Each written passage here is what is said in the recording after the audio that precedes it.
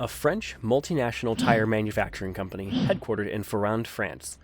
It is the world's largest tire producer by sales turnover, seconded by Bridgestone, and larger than Goodyear and Continental.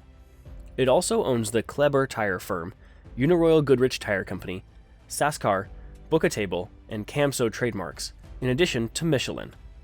Michelin is also recognized for its red and green travel guides, road maps, Michelin stars awarded to restaurants by the Red Guide for their culinary excellence, and its business mascot, Bibendum, informally known as the Michelin Man. The detachable tire, the new rail, a rubber-tired metro tire, and the radial tire are all things that Michelin came up with.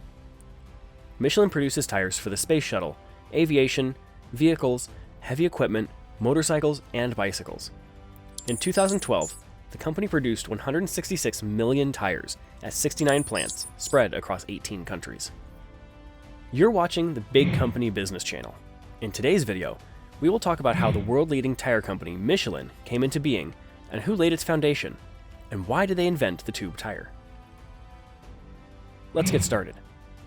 In France, two brothers, Edouard Michelin and André Michelin, owned a farm equipment company. One day, a cyclist arrived at the workplace with a pneumatic tire that needed to be repaired.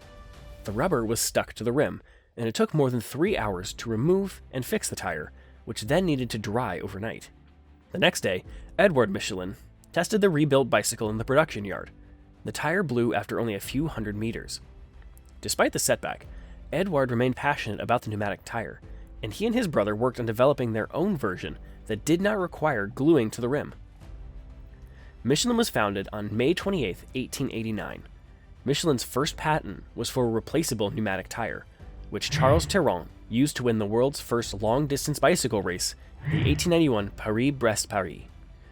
Michelin ran vast rubber plantations in Vietnam in the 1920s and 1930s. Conditions on these farms sparked the well-known labor movement, Ferrand d'eau. Michelin invented a tire in 1934 that, if punctured, would run on a unique foam liner, a design that is today known as a run-flat tire, a self-supporting type. They also came up with and got a patent for the radial tire in 1946, which was a big deal in the history of tires. He used this technology well to become one of the best tire makers in the world. Initially, the radial was marketed as the X tire.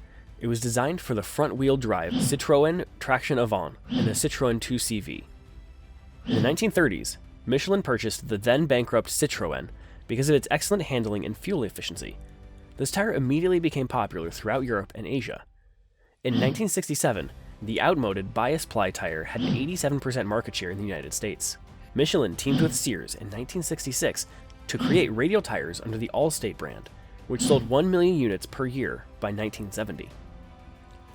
They opened the first North American sales office in 1968 and was able to swiftly expand that market for its goods. By 1989, the business had 10% market share for OEM tires, purchased by American automotive manufacturers. In 1968, the well-known magazine called Consumer Reports pointed out the benefits of the radial structure. This made Michelin's rival technology fall quickly. The radial tire currently has 100% market share in the United States. In addition to the private label and replacement tire markets, Michelin won an early OEM tire contract in North America with the 1970 Continental Mark III, the first American automobile to have radial tires as standard.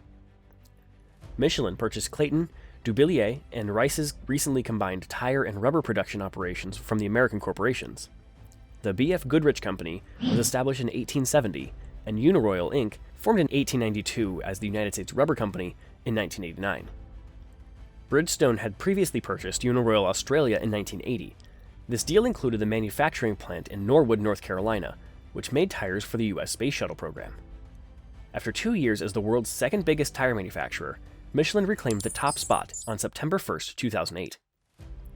Michelin manufactures tires in France, Serbia, Poland, Spain, Germany, the United States, the United Kingdom, Canada, Brazil, Thailand, Japan, India, Italy, and a number of other nations.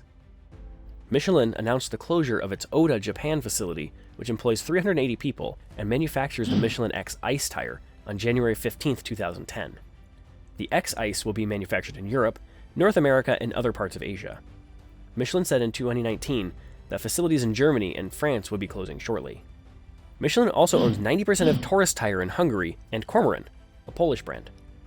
In December 2018, they bought Camso, which makes off-road tires, tracks, and parts for the power sports, agriculture, material management, and construction industries.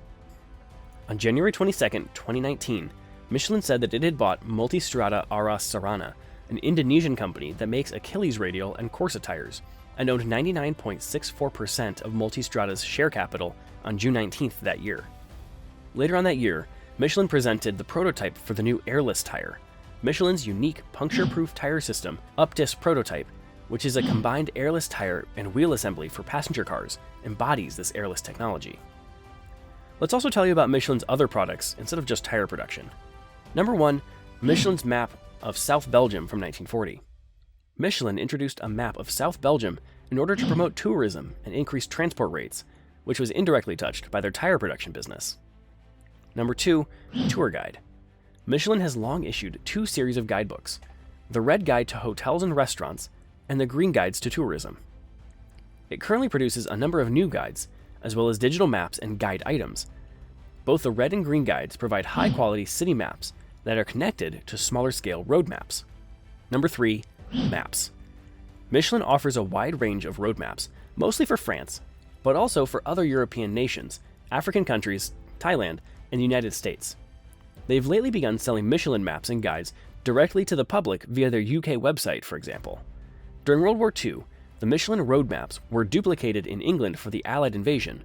The Germans also reprinted the 1938 Michelin maps for the invasion in 1940. Number 4, Online Navigation. Via Michelin was founded in 2001 as a completely owned subsidiary of the Michelin Group to market Michelin's digital mapping services. As of August 2008, the main website for Via Michelin made 400 million maps and routes each month. Via Michelin makes street-level maps for internet, mobile, and satellite navigation products in Europe, the United States, Australia, and parts of Asia and South America. Number 5, Michelin Challenge Bibendum. In 1998, the program launched with backing from industry leaders. It was made to educate government and industry leaders about how to make transportation clean, safe, connected, and affordable. Year after year, the challenge gained pace and became a think and action tank, including consumers, manufacturers, suppliers, public and private operators, universities, energy providers, research institutions, political leaders, and NGOs. Only this product brings together all transportation stakeholders. Its goal is to come up with a shared vision of sustainable mobility for the future and decide on solutions that will help people, businesses, and society. Last year's challenge drew 6,000 specialists, researchers, and academics from 80 nations. The Michelin Challenge Bibendum is a key event for sustainable mobility. Now let me tell you a bit about the net worth of this big company. Michelin's historical net worth for the last 10 years is depicted in an interactive chart. The market capitalization of a company, or the current stock price multiplied by the number of shares outstanding, often represents its value. Michelin's net worth is $15.43 billion as of October 7th, 2022. That's all for today's video. Big Company Business will be back next week. If you enjoyed the video, please leave a like, share, and subscribe to our channel, and turn on the notification bell so you don't miss anything. Thank you very much for watching. See you in the next one.